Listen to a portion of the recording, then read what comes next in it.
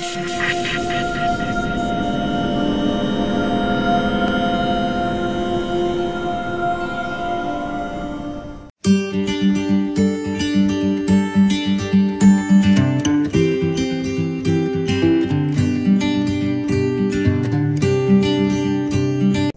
mitra-mitra, sahabat-sahabat agro dimanapun Anda berada, semangat pagi.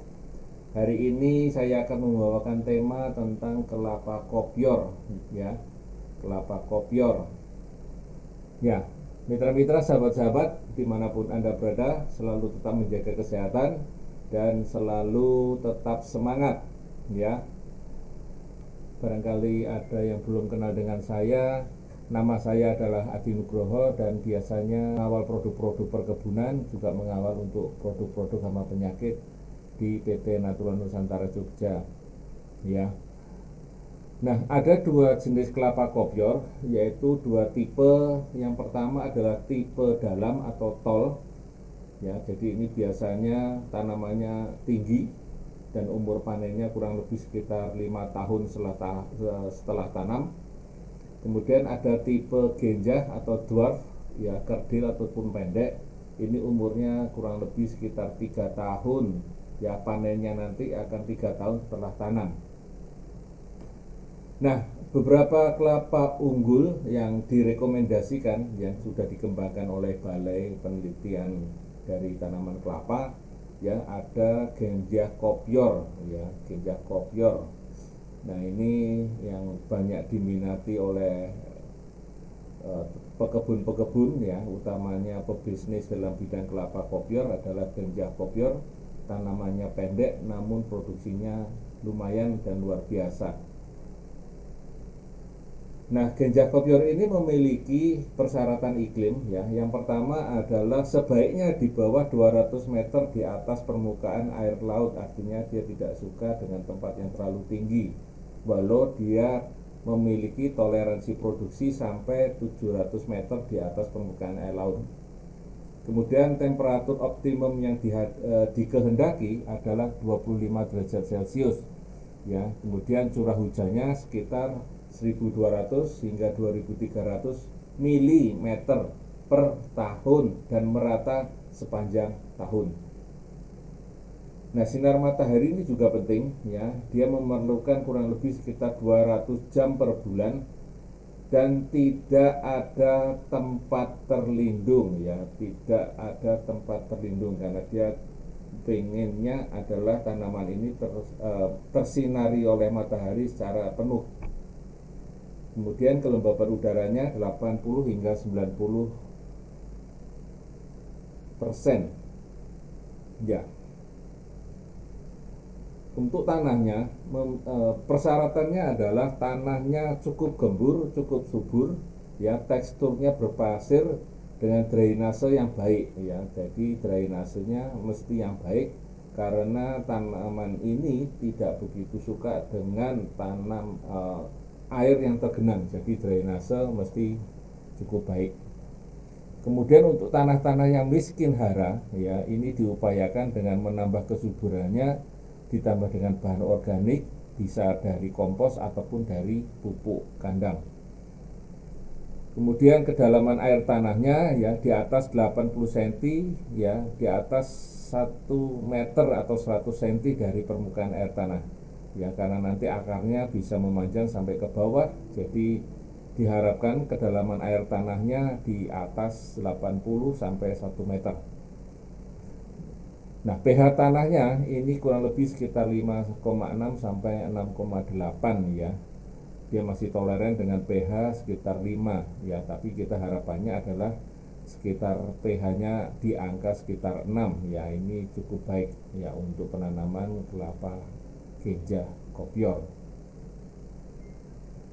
Nah, jarak tanam yang biasa dilakukan adalah 6x7, 6x8, 7x7 atau 7x8. Ya, ada jarak tanam, ya, untuk kelapa genjah kopior ini. Kelapa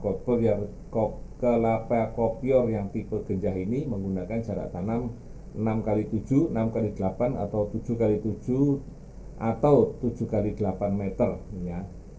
Bentuk jarak tanamnya ini bisa menyesuaikan bentuk segitiga atau segi empat tergantung topografi dan selera masing-masing ya. Kadang-kadang juga dimanfaatkan dengan pemanfaatan lahan dengan tumpang sari dan sebagainya. Jadi ini sesuai dengan selera ataupun dengan penggunaan lahan yang akan digunakan. Kemudian lubang tanamnya dibuat sebaiknya adalah 30 hari sebelum tanam atau minimal 2 minggu sebelum tanam ya. Ini diharapkan agar oksigennya bisa bertambah di dalam tanah. Yang kedua, bisa mematikan jamur-jamur yang kurang bermanfaat ya. Nah, ini minimalnya adalah ukurannya 60 kali 60 kali 60 ya. Namun lebih besar lebih baik, sehingga lubang idealnya adalah 1 meter kali 1 meter kali 1 meter ya, 100 cm kali 100 cm kali 100 cm ya. Nah, penanaman ini sebaiknya dilakukan pada musim hujan ya.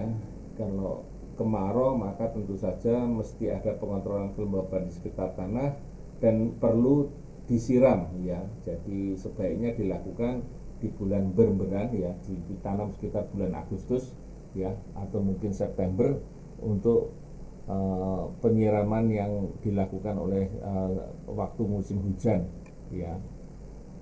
Jadi tidak perlu menyiram karena musim hujan. Dan bila mana terjadi panas yang sangat terik ya, lama penyiramannya kurang lebih sekitar 6 jam lebih dari itu, maka sebaiknya bibit yang baru ditanam diberi naungan sementara ya, bisa waring ataupun daun kelapa ataupun tanaman yang lain ataupun daun-daun yang kering dan sebagainya. Ini tujuannya adalah untuk menghindari luka bakar pada daun yang baru mengalami proses adaptasi di kebun. Jadi sebaiknya kalau memiliki lahan di mana lahan itu memiliki lama penyinaran di atas 6 jam, sebaiknya dilakukan pemberian naungan sementara, bisa berupa apa saja. Nah, 2 minggu setelah tanam ya, jadi 1 bulan setelah menanam, maka kemudian 2 minggu setelah tanam, tanah galian yang di lapisan atas diisikan kembali di dalam lubang ya. Kemudian lapisan bawahnya ditambah dengan kurang lebih sekitar 1 ember ya, kompos ataupun pupuk kandang yang sudah matang ya. Dan jangan lupa ditambahkan dengan glio sebagai anti jamurnya. Kemudian diaduk rata, baru kemudian dimasukkan kembali ya ke dalam lubang pada waktu proses penanaman. Jadi begitu lubang tadi sudah dibuat, 2 minggu sebelum ditanam, lapisan atas ini dimasukkan ke dalam lubang. Nah, lapisan bawahnya dicampur dengan kompos ataupun pupuk kandang yang sudah jadi, dan jangan lupa ditambahkan dengan glio sebagai anti jamurnya ya. Dan lapisan bawah tadi dimasukkan pada waktu proses penanaman bibit. Nah, proses penanaman ini tentu saja setelah kantong plastiknya dibuka, dilepas, baru kemudian dimasukkan ke dalam lubang ya, diatur sedemikian rupa supaya tegak, memadat tanah sekelilingnya. Kemudian baru ditambahkan lapisan bawah yang sudah kita siapkan tadi dan ditambah dengan kompos ataupun pupuk kandang, ditambah dengan glio ya. Nah, pada waktu tanam, pangkal akar atau bonggol batangnya ditempatkan pada posisi kurang lebih ya, ini sekitar 10 sampai 20 cm di bawah permukaan tanah ya, kurang lebih sekitar 10 sampai 20 cm di bawah permukaan tanah. Kemudian pupuk makronya ya, pupuk makronya ini ada 2 jenis, yaitu pupuk tunggal urea TSP ataupun KCL ya, sesuai dengan tabel umurnya, yaitu umur 0 sampai 2 tahun, 3 sampai 10 tahun, kemudian di atas 11 tahun. Nah, kemudian ada dosis pupuk majemuknya ya, kurang lebih seperti yang tertera ya, ada di dalam tabel, bisa dilihat di situ ya. Kalau itu kita akan lakukan pemupukan selama 2 kali atau 3 kali perlakuan atau 3 kali pemberian pupuknya, maka dosis dalam tabel itu bisa dibagi 2 ataupun 3.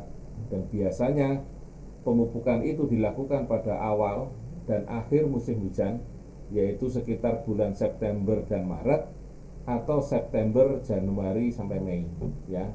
Ini tergantung situasi ataupun kondisi dari kondisi setempat, ya.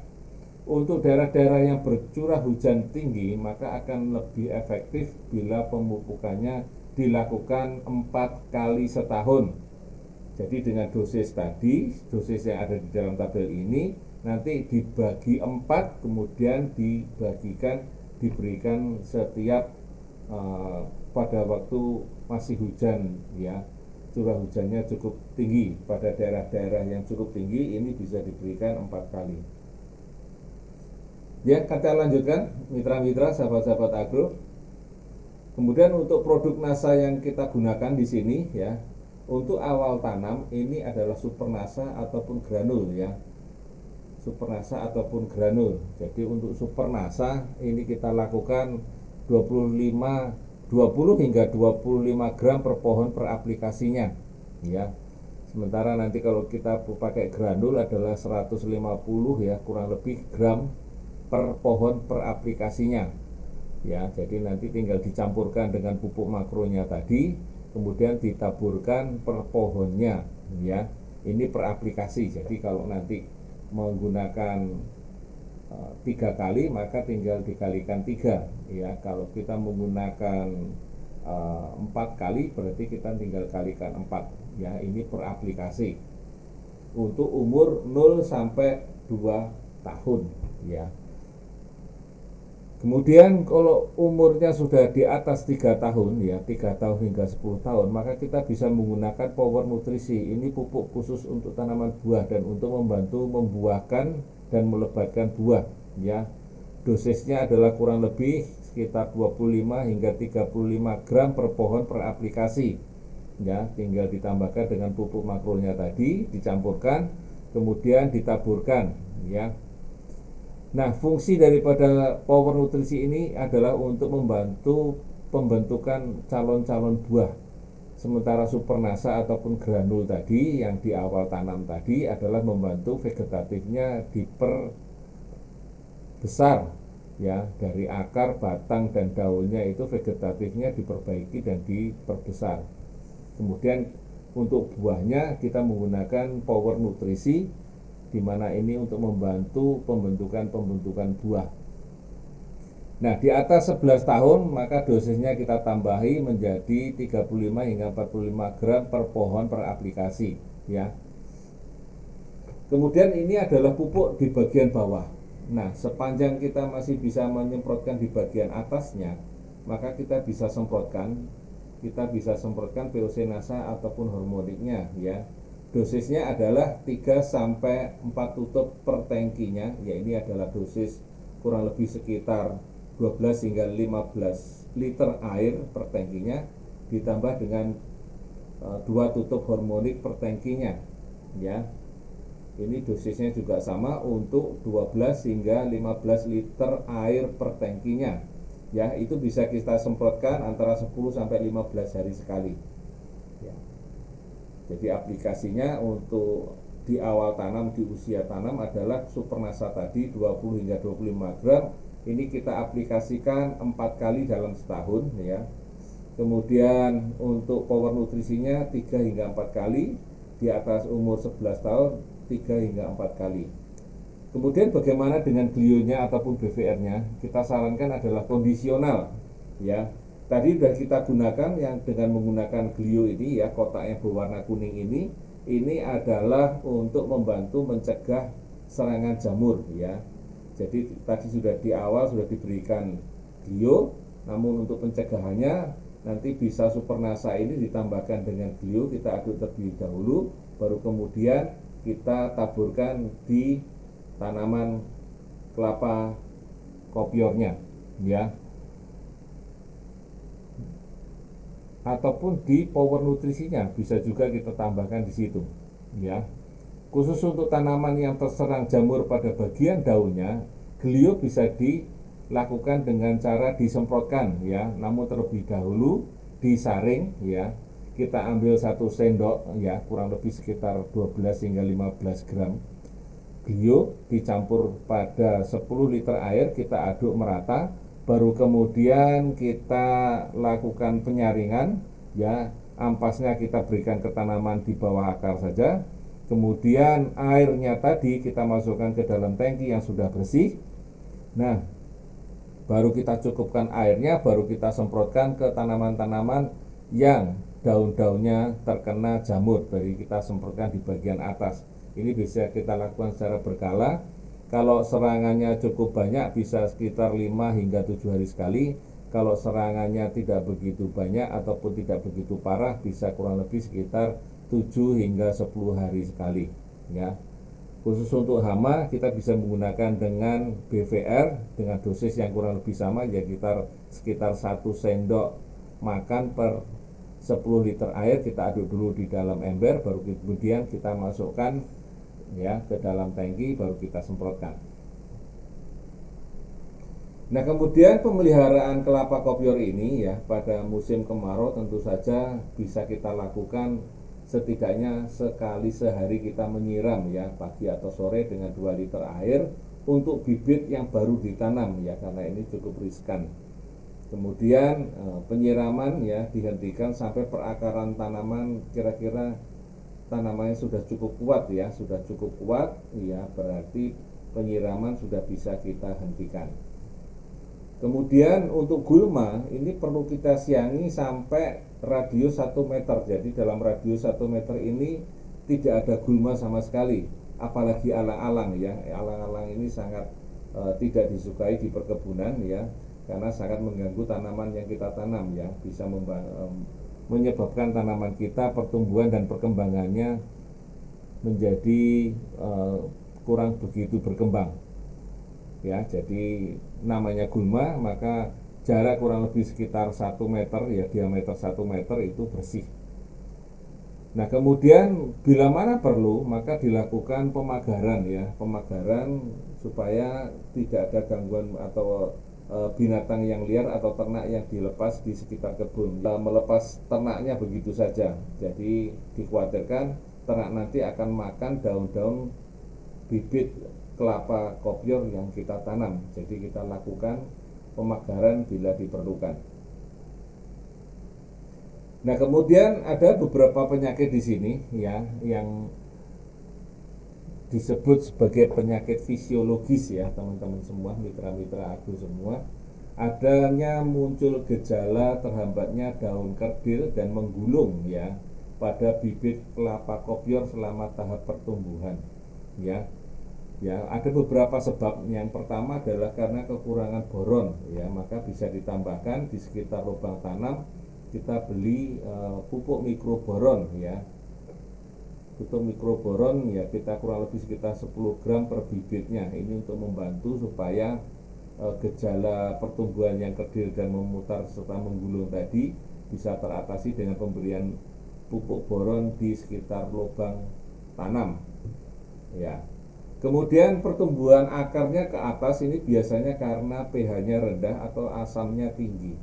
Maka sebaiknya daerah-daerah yang asamnya tinggi sebelum kita lakukan penanaman kelapa kopior ini perlulah diberikan kapur pertanian atau dolomit ya.